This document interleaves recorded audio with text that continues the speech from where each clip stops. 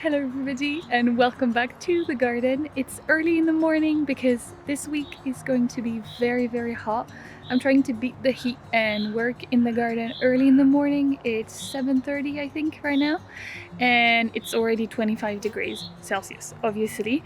So I think the heat will be around 32 today, so 90 Fahrenheit, and I'm really trying to be outside and do the heavy duty work early in the morning so that I don't have to suffer through the heat. Be very careful when you work outside, wear a hat, wear something on your head, and be mindful of heat stroke. Those are very serious. So today, maybe if you've seen it in the intro, we are going to harvest garlic and other few goodies.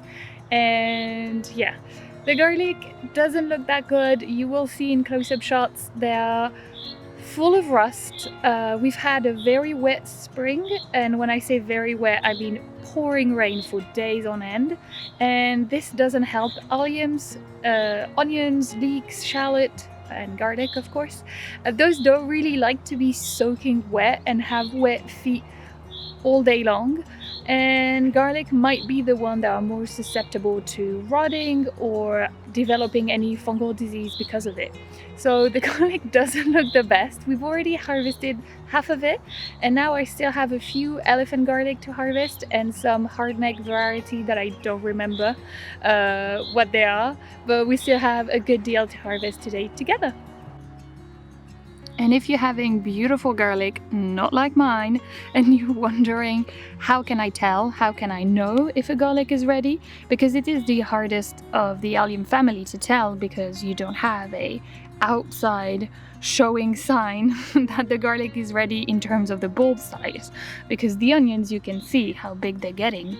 Shallots, you can see how big they're getting. And leek, you kind of gauge with the size of the trunk or what's coming out of the ground, the size that the leek is.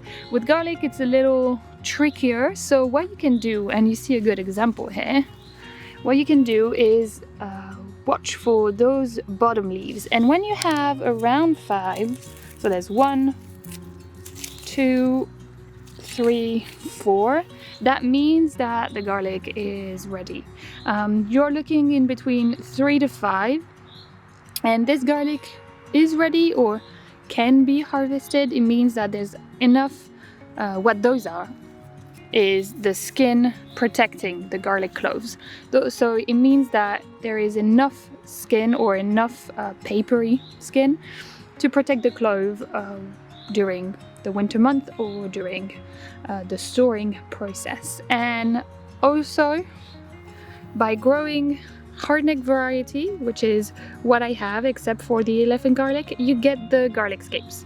I've already harvested most of it. Those are the tiny ones that hadn't produced their scapes yet. And what this is, and you can probably see here, what this is it's a flower. So it's the flower stalk that is going out of the garlic bulb and trying to set seeds.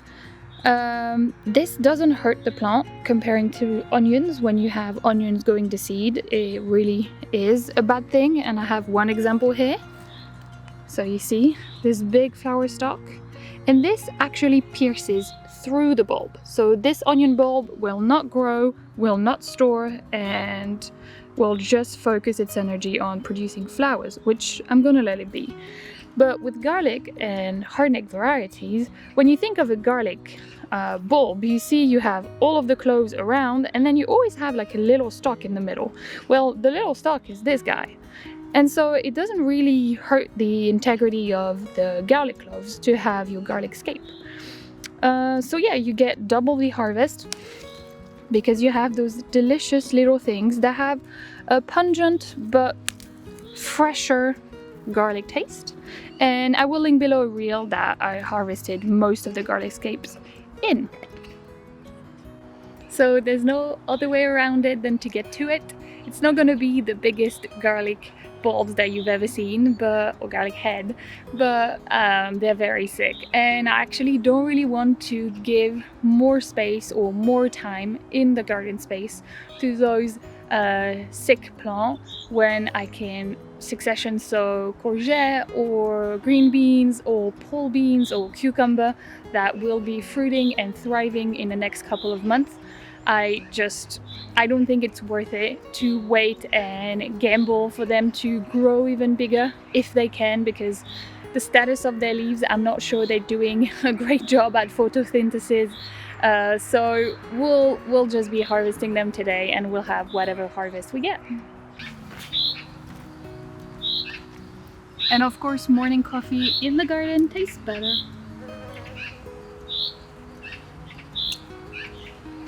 You can pull on your garlic or you can use a shovel.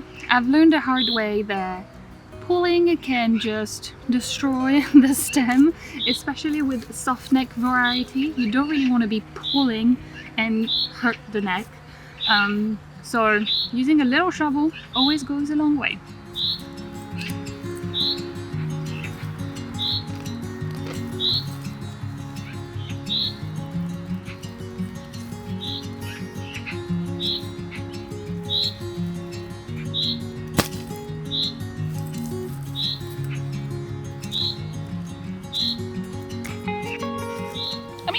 That bad, but those are elephant garlic, so they usually grow way bigger. Oh, that's what I was talking about. You see here, it's all rotted away, so I don't think it's that bad, but yeah, it was high time to harvest those.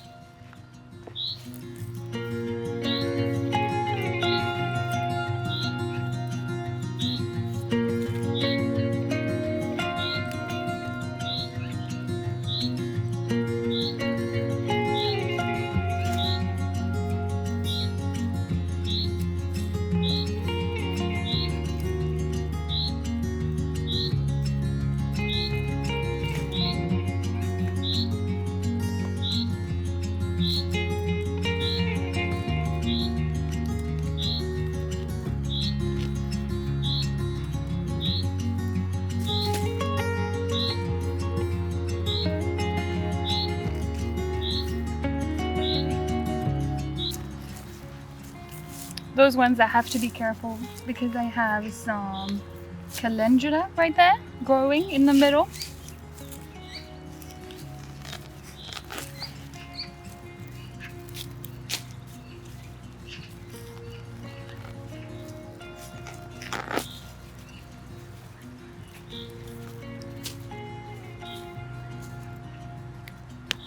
Doing a little bit of weeding at the same time.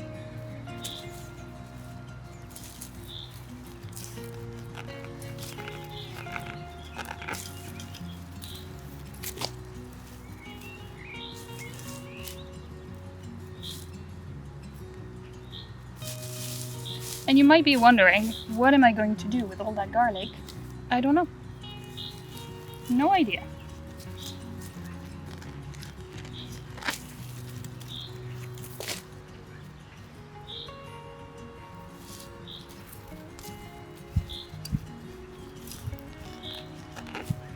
But I think we're well above 1 year's worth of garlic, which is very fun.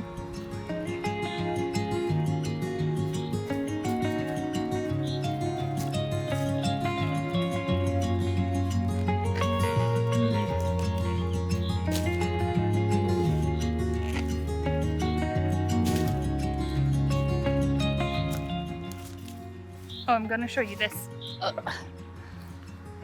So this one, as you can tell, those two are growing very close together.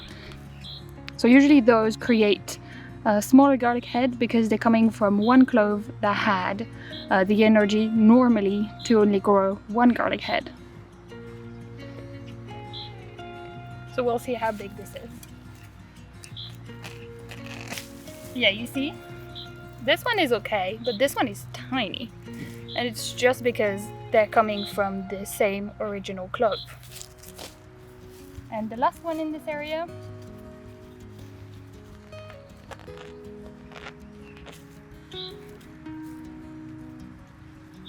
And that's probably the most disturbance I will do to the soil This one is not that bad. It's pretty good looking.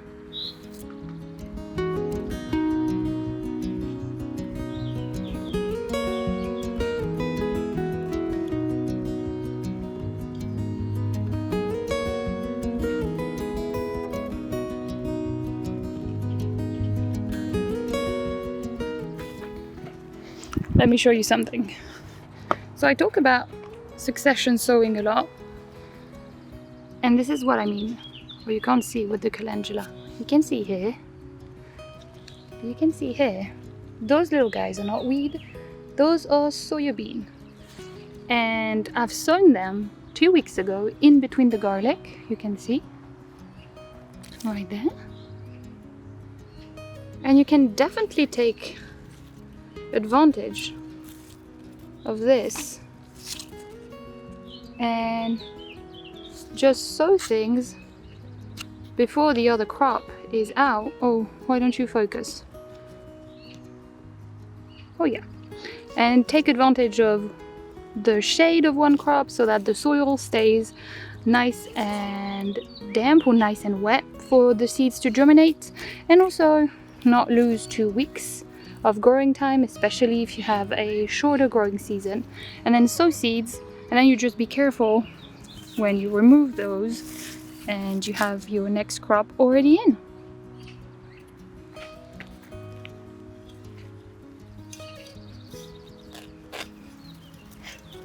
That guy is tiny, but I mean, look at this. It's all rusty and sick.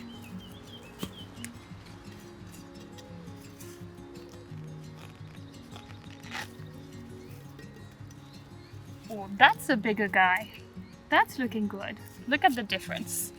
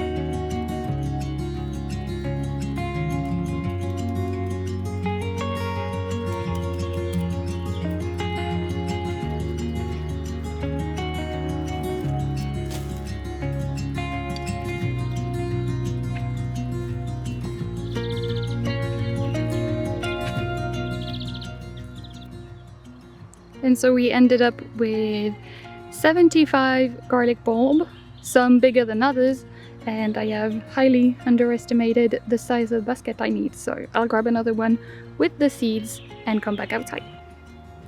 Now that we have those, what do we do with them? So basically, I'm gonna take one as an example. You see here, your garlic has still greens in its leaves, and I've left the roots on. And that's what you want to do for the curing process. So you need to leave the stems or the leaves I should say, and the roots on during the curing process, which is basically laying them flat in a single layer in a dry, cool-ish, you don't want it to be too warm, dry, cool-ish environment for about a week to 2 weeks. Sorry, I'm already sweating. It's really warm right now. So you want to lay them flat, single layer, for a week or so. maybe two, depending on the airflow that you have. You kind of want to turn them if you don't have that much airflow. And it doesn't have to be fancy. You can lay them on a blanket on the ground. You can lay them on a screened, what's it called? Shelf.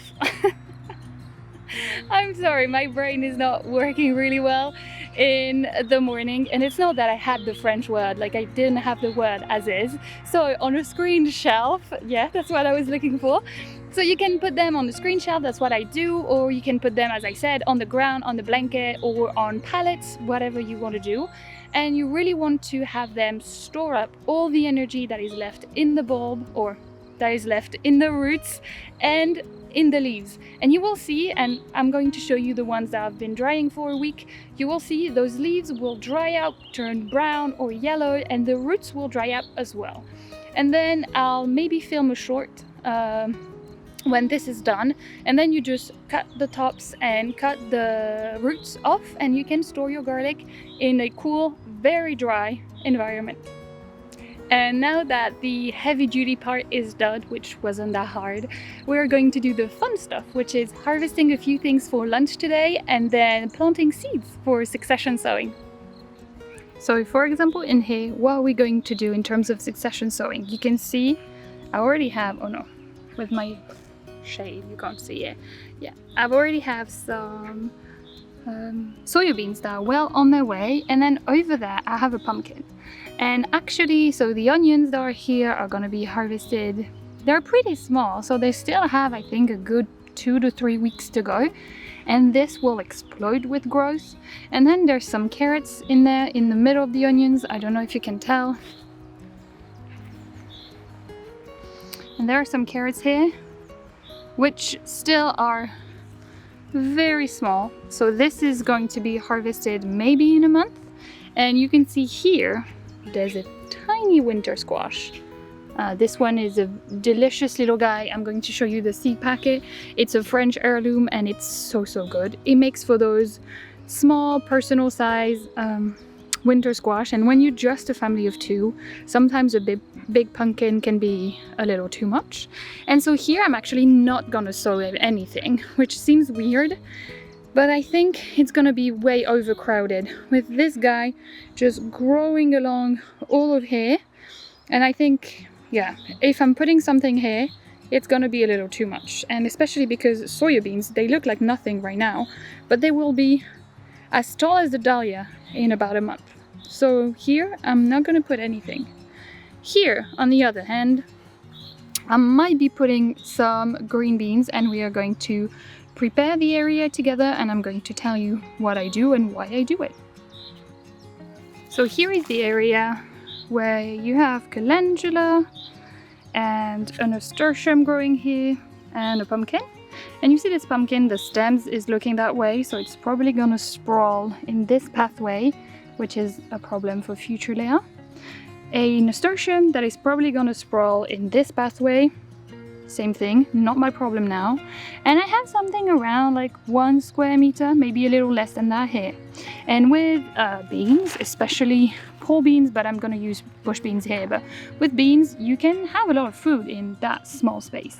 That's the variety I'm looking at, and I'm gonna be using. It's haricots nains fin de Bagnols, which is a French heirloom. It's a French filet type of bush bean.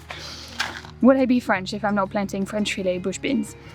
And those are delicious. They're very tender. They get super long, but kind of skinny, and they have no toughness to them. And look at the seeds. Just a gem. And what I'm going to do is just gently roughing up the soil a little bit. And this has got to be a little compacted because of the garlic being there for so long. I've pushed the mulch aside so that the seeds have a chance to germinate, and I'm going to do maybe holes every 15 centimeters in all direction.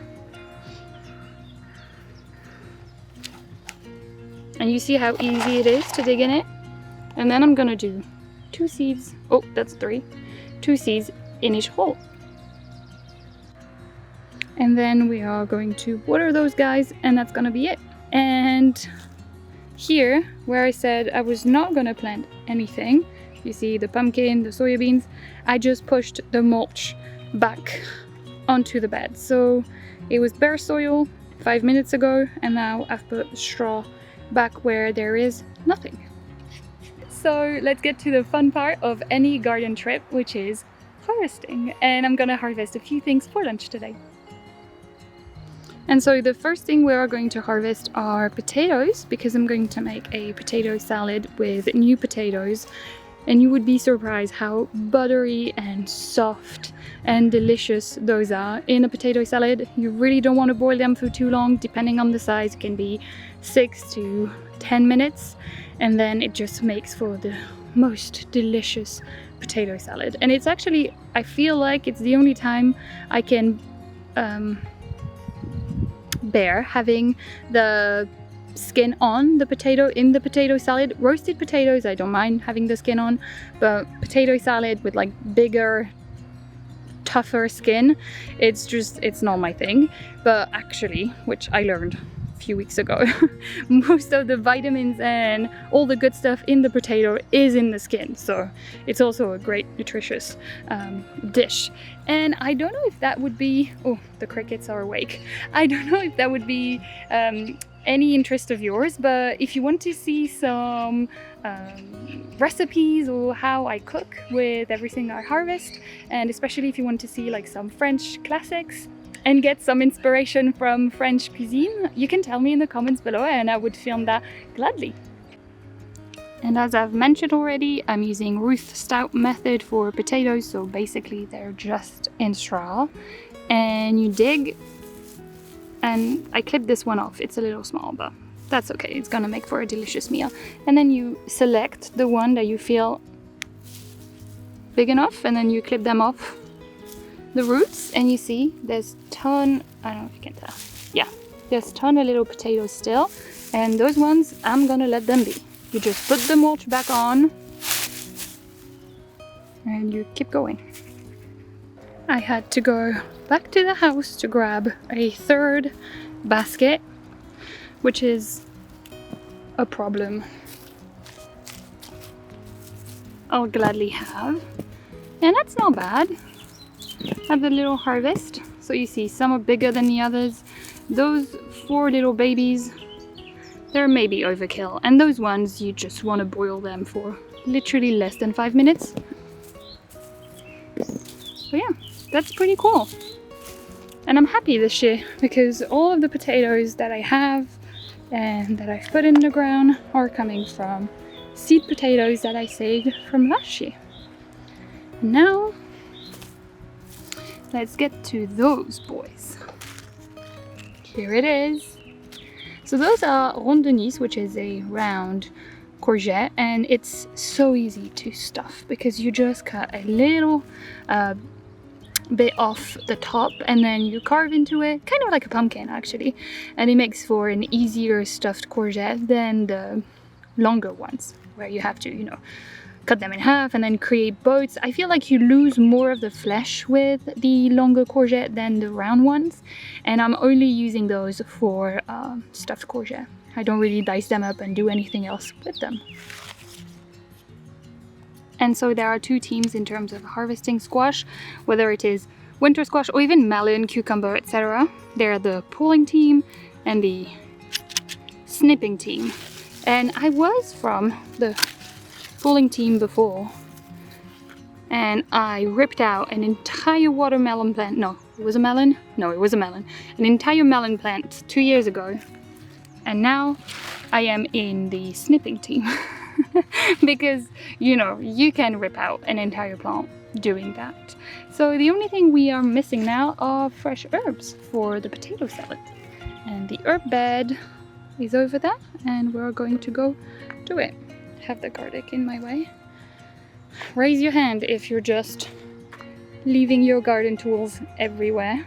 I had to look for my shovel, you see? I just left it over there, and I had to look for it for a solid 20 minutes this morning. Will it stay here? Will I go back to the house and leave it here? Most probably. Will I learn one day? Certainly not. So we are going to harvest dill, which is one of my favorite herbs, and parsley. And that's today's haul from the garden. Part of lunch and garlic for an entire year.